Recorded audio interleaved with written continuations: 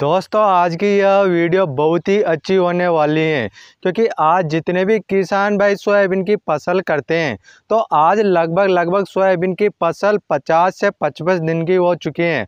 तो उसमें किसान भाइयों अभी जो वो फूलों से फलियां बन रही हैं तो फलियां भी बन चुकी हैं। तो उस समय पर आपको ऐसा कौन सा कीटनाशक डालना चाहिए जिससे कि आपकी जो सोयाबीन की फलियां हैं तो उसमें कीट भी नहीं लगे और कीट भी अच्छे से कंट्रोल हो जाए।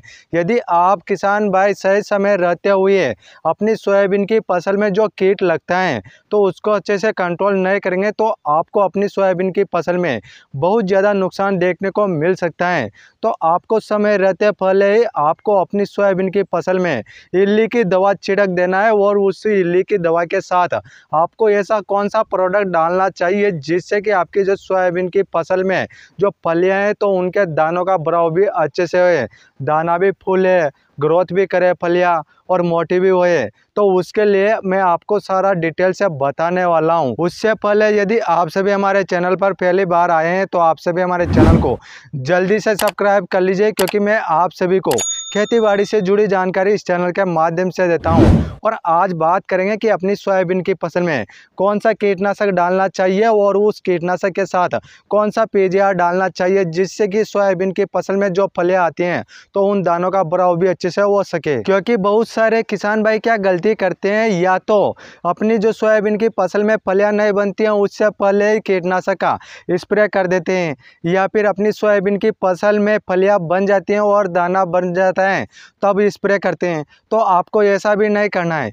जब आपकी सोयाबीन की फसल में जब फूलों से फलियां बनना स्टार्ट हो जाए तो उस समय पर ही आपको कीटनाशक और पीजीआर डालना बहुत ज़रूरी है, तभी आपको अच्छा रिजल्ट मिलेगा। क्योंकि उस समय पर क्या होता है कि अपनी सोयाबीन की फसल में पोषक तत्वों की कमी हो जाती है जिससे कि अपनी सोयाबीन की फसल में जो फलियां बनती हैं तो उसमें दानों का भराव अच्छे से नहीं होता है। अपनी सोयाबीन की फसल में यदि कैल्शियम, नाइट्रोजन, फास्फोरस, पोटास इन सभी पोषक तत्वों की भरपूर मात्रा अपनी सोयाबीन के पौधों को मिल जाएगी तो अपनी सोयाबीन की फसल में जो फलियां बनेगी तो उन दानों का भराव भी अच्छे से होएगा और आपकी सोयाबीन की फलियां ज़्यादा से ज़्यादा लगेंगी और उनको जो गिरने से भी रोकेगा। बहुत सारा काम आपको अपनी सोयाबीन की फसल में देखने को मिल जाता है।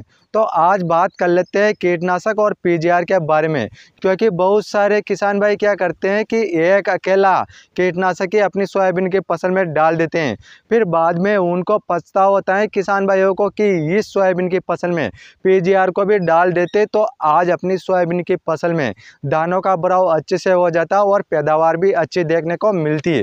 तो आपको यह गलतियां नहीं करना है। तो अब एक एक करके जान लेते हैं कीटनाशक और पीजीआर के बारे में।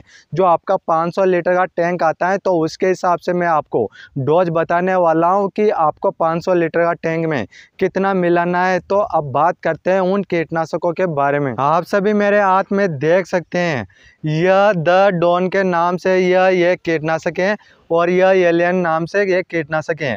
आज मैं इन दोनों में टेक्निकल बताने वाला हूँ। उस टेक्निकल के आधार पर ही आपको कीटनाशक लेकर आना है, क्योंकि बहुत सारी कंपनियां आपको मार्केट में मिल जाएंगे और प्रोडक्ट भी आपको अलग अलग कंपनियों का देखने को मिल जाएगा, पर आपको टेक्निकल देख कर ही कीटनाशक परचेस करना है।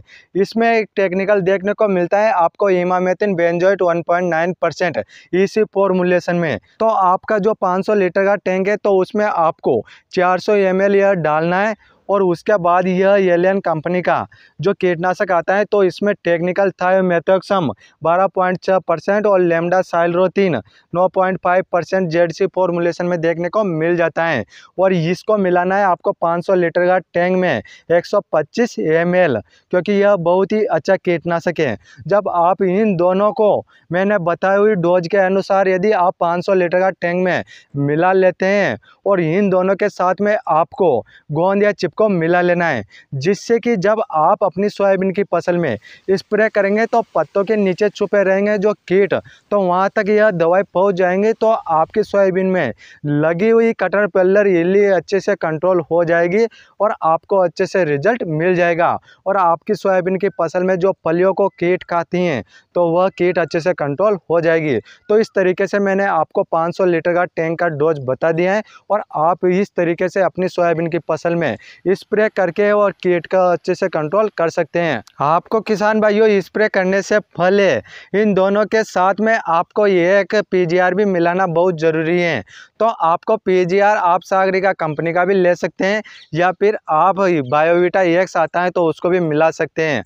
आप इन दोनों में से किसी भी एक पीजीआर को अपने 500 लीटर का टैंक में आपको 800 से 900 ml डालना है और आपको अपनी सोयाबीन की फसल में स्प्रे कर देना है। जब आप इन सभी को अच्छे से 500 लीटर का टैंक में मिला लेंगे और आपको अपनी सोयाबीन की फसल में स्प्रे कर देना है, जिससे कि आपकी सोयाबीन की फसल में ग्रोथ भी अच्छे से हो जाएगी और आपकी सोयाबीन की फसल में जो फलियाँ आती हैं तो उनके दानों का बढ़ाव भी अच्छे से हो जाएगा और आपकी फलियों की ग्रोथ भी बढ़ेगी, ज़्यादा से ज़्यादा फल फूल भी आएंगे।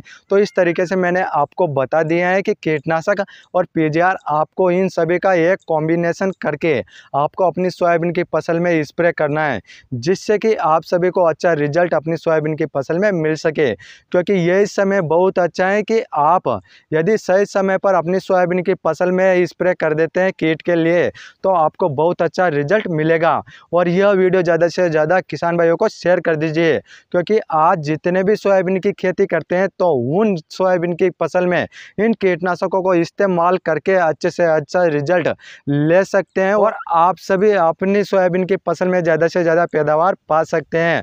यदि आप सभी का कोई क्वेश्चन या सवाल है तो आप हमें कमेंट कर सकते हैं, हम आपका कमेंट का रिप्लाई ज़रूर करेंगे। और आप सभी हमारे चैनल पर पहली बार आए तो आप सभी हमारे चैनल को जल्दी से सब्सक्राइब कर लीजिए, क्योंकि मैं आप सभी को खेती बाड़ी से जुड़ी जानकारी इस चैनल के माध्यम से देता हूँ। फिर मिलते हैं किसान भाइयों अगले नेक्स्ट वीडियो में।